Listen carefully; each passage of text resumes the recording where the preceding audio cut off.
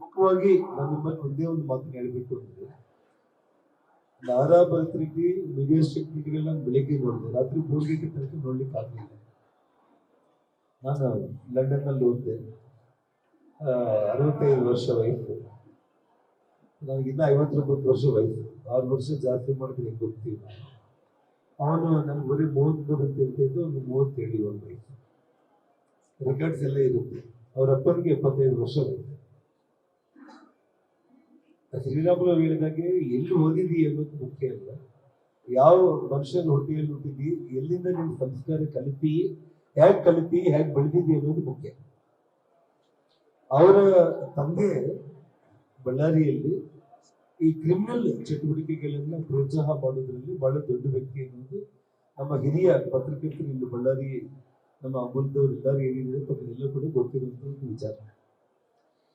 ನಿನ್ನೆ ಜನಾರ್ದನ್ ರೆಡ್ಡಿ ಮನೆ ತೊಟ್ಟು ಬಿಡ್ತಾ ಇದ್ದೆ, ಬಳ್ಳಾರಿನೇ ಭಸ್ಮ ಆಗೋಗುತ್ತೆ ನಮ್ಗೆ. ಅಂದ್ರೆ ಶಿವನ 3ನೇ ಕಣ್ಣು ತೆಗೆದ್ರೆ ಹೆಂಗೆ ಭಸ್ಮ ಆಗ್ಬಿಡುತ್ತೀರೋ, ನಾನೇನಾದ್ರೂ ತಾಳ್ಮೆ ಕಳ್ಕೊಂಡ್ರೆ ಇಡೀ ಬಳ್ಳಾರಿನೇ ಭಸ್ಮ ಆಗ್ಬಿಡುತ್ತೆ ಅನ್ನೋ ಪದ ಒಂದು ಯೂಸ್ ಮಾಡಿದ್ದಾರೆ.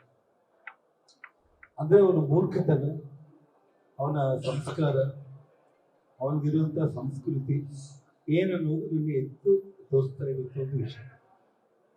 ಇಲ್ಲಿ ಮೇನ್ ಆಗಿ ಏನಾಗಿದೆ ಅಂದ್ರೆ, ಡೆವಲಪ್ಮೆಂಟ್ ಕೆಲಸಗಳು ಅವ್ರಿಗೆ ಮಾಡ್ಲಿಕ್ಕೆ ಆಗ್ತಾ ಇದೆ.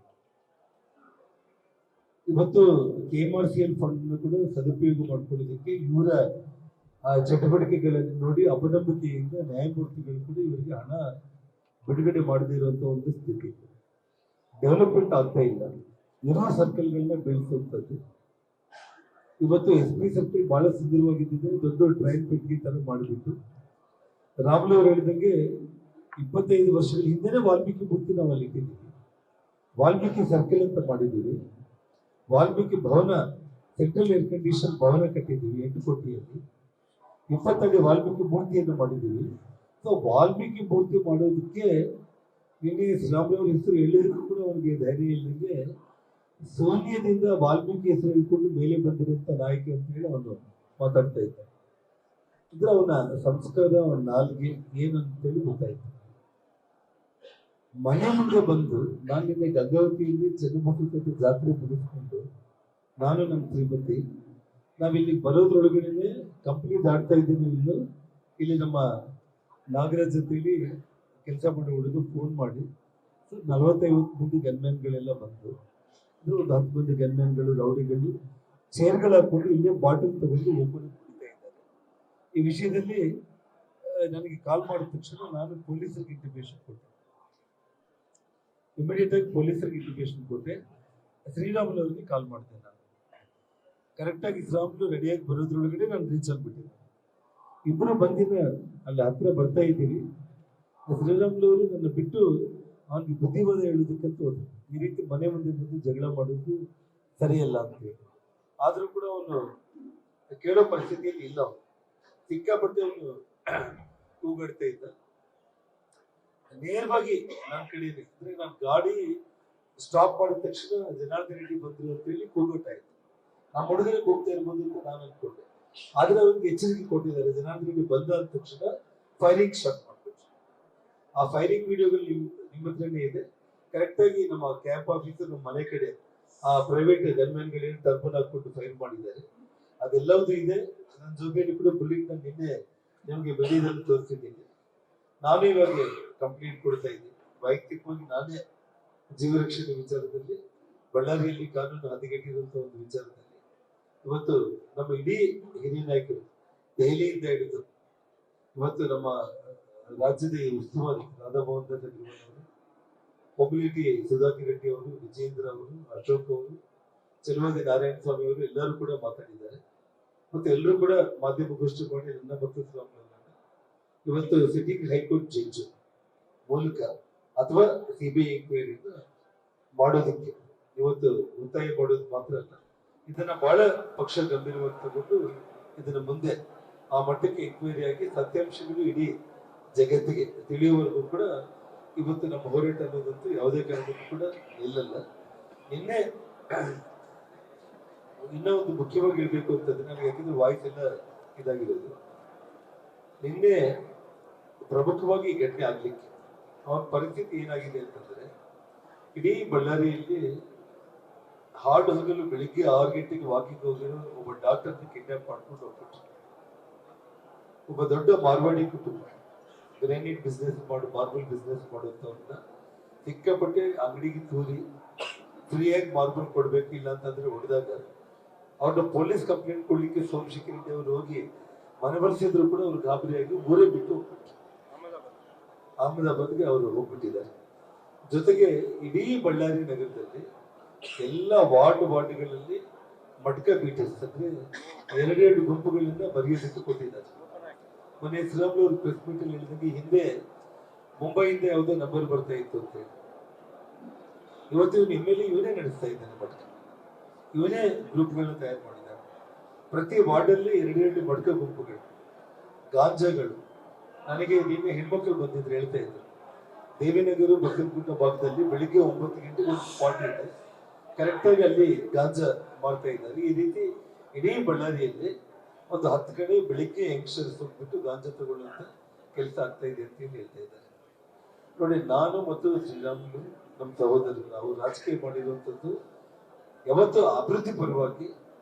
ಬಳ್ಳಾರಿ ಅನ್ನೋದು ಬೆಂಗಳೂರಿನ ಒಂದು 2ನೇ ಮಹಾನಗರವಾಗಿ ಅಭಿವೃದ್ಧಿ ಆಗ್ಬೇಕು ಅನ್ನುವಂಥ ಕಲ್ಪನೆ ಇಟ್ಕೊಂಡು ಅಧಿಕಾರ ಬಂದ ತಕ್ಷಣ ನನ್ನ ಮೊದಲನೇ ಪ್ರೆಸ್ ಮೀಟ್ ಇಲ್ಲಿ ನಮ್ಮ ಆ ಟೈಮ್ನಲ್ಲಿ ಉದಯ ಟಿವಿ ಗೌಡ, ನಮ್ಮ ಮಧುಸೂದನ್ ಅವರು, ಇನ್ನೂ ಬಹಳ ಮಂದಿ ಹಿರಿಯರು, ಮಲ್ಲಿಕಾರ್ಜುನ್ ಆಗಿರ್ಬೋದು, ಎಲ್ಲರೂ ಕೂಡ ನಿಮಗೆ ಗೊತ್ತಿರಬೇಕು. ನಾನು ಮೊದಲು ಹೇಳಿದೆ, ನನ್ನ ರಾಜಕೀಯ ಶತ್ರುಗಳನ್ನ ರಾಜಕೀಯದಲ್ಲಿ ನಾನು ಹೋರಾಟ ಮಾಡಿ ನಾವೆಲ್ಲರೂ ಗೆದ್ದಿದ್ದೀವಿ ಆಗಲಿ, ನಮ್ಮಿಂದ ಯಾರಿಗೂ ಕೂಡ ಏನು ತೊಂದರೆ ಆಗ್ಲಿಕ್ಕಿಲ್ಲ. ಊರ ಅಭಿವೃದ್ಧಿ ಆಗ್ಬೇಕು. ನಿಮ್ಮ ಲ್ಯಾಂಡ್ಗಳು, ಆಸ್ತಿಗಳು ಅಭಿವೃದ್ಧಿ ಮಾಡ್ಕೊಳ್ಳೋದಿದ್ರೆ ನಾವೇ ಮುಂದೆ ನಿಂತು ನಿಮಗೆ ಕೆಲಸ ಮಾಡ್ಕೊಡ್ತೀವಿ. ಊರು ಶಾಂತಿಯಿಂದ ಇದ್ರೆ ಊರು ದೊಡ್ಡದಾಗುತ್ತೆ, ಮಹಾನಗರ ಆಗುತ್ತೆ. ಗಲಾಟೆಗಳಿಂದ ಯಾರು ಕೂಡ ನಮ್ಮ ಊರು ಉದ್ಧಾರ ಆಗೋದಕ್ಕೆ ಸಾಧ್ಯ ಇಲ್ಲ ಅಂತೇಳಿ 2008 ಪ್ರೆಸ್ ಮೀಟ್ ನಾನು ಹೇಳಿದ್ದು. ಯಾವುದೇ ನಮ್ಮ ಕಾಲದಲ್ಲಿ ಇದೇ ಭರತ್ ರೆಡ್ಡಿ ಅವ್ರ ತಂದೆ, ಅವ್ರ ಚಿಕ್ಕಪ್ಪಂದ್ರು ಇವತ್ತು ಅವ್ರೇನು ಲೇಔಟ್ಗಳು ಮಾಡ್ಕೊಂಡು ಇವತ್ತು ಅಭಿವೃದ್ಧಿ ಆಗ್ತಾ ಇದ್ದಾರೆ. ಅವತ್ತು ನಾವು ಕರಡೆ ತೋರಿಸಲಿಲ್ಲ ಅಂತಂದ್ರೆ, ಇದೇ ರೀತಿ ದಬ್ಬಾಳಿಕೆಗಳು ಮಾಡಬೇಕು ಅಂತಂದ್ರೆ, ಇವತ್ತು ಒಂದು ಬುಡ ಆಫೀಸ್ಗೆ ಹೋದ್ರೆ ಒಂದು ಲೇಔಟ್ ಅಪ್ರೂವಲ್ ಆಗ್ಬೇಕು ಅಂದ್ರೆ 1 ಎಕರೆಗೆ 20 ಲಕ್ಷ ಖರ್ಚಾಗ್ತದೆ. ಬುಡ ಮತ್ತು ಮುನ್ಸಿಪಾಲಿಟಿ ಲಂಚ, ಮಟ್ಕ, ಗಾಂಜಾ, ಉಸುಗು, ಸಬ್ ರಿಜಿಸ್ಟರ್ ಆಫೀಸ್ಗಳಿಗೆ, ಪೊಲೀಸ್ ಸ್ಟೇಷನ್ಗಳಿಗೆ ಪ್ರತಿ ತಿಂಗಳೇ ಇಷ್ಟು ಮಾಮೂಲು ಕೊಡಬೇಕು, ಇಲ್ಲಂದ್ರೆ ನಿಮ್ಮನ್ನ ಇಲ್ಲಿಂದ ಟ್ರಾನ್ಸ್ಫರ್ ಮಾಡ್ತೀವಿ ಅನ್ನೋ ಮಟ್ಟಿಗೆ.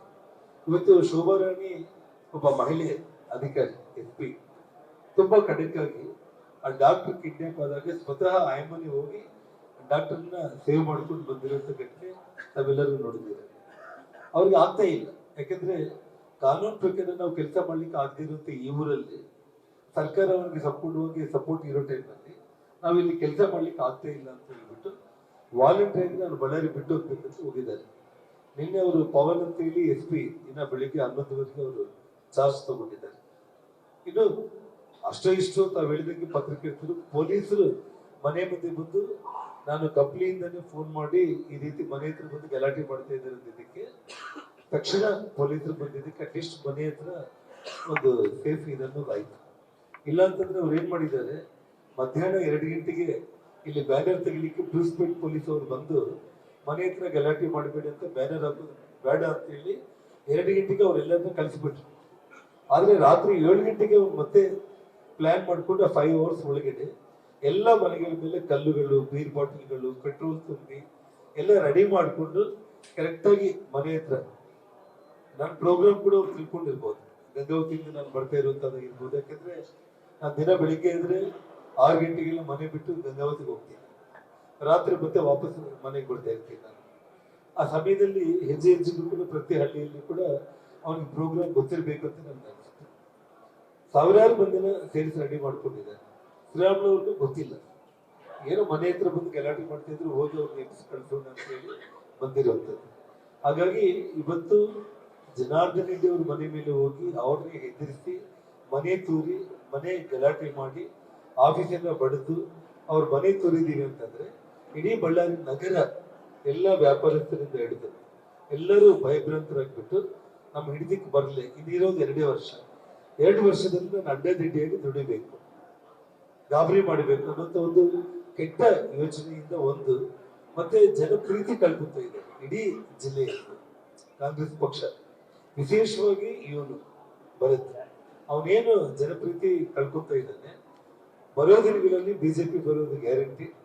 ಇಷ್ಟೊಳಗಡೆ ನಾನು ಏನಾದ್ರೂ ಅಡ್ಡದಿಡ್ಡಿಯಾಗಿ ದುಡ್ಕೋಬೇಕು ಅಣ್ಣ ಅನ್ನುವಂಥ ಲೆಕ್ಕದಲ್ಲಿ ಸಣ್ಣ ಸಣ್ಣ ವಿಚಾರಗಳನ್ನು ಒಂದು ಬ್ಯಾನೆಟ್ ವಿಚಾರವನ್ನ ಒಂದು ಇಷ್ಟು ದೊಡ್ಡ ಮಟ್ಟದಲ್ಲಿ ಮಾಡಿರೋದು ಅಂತೇಳಿ ನಾನು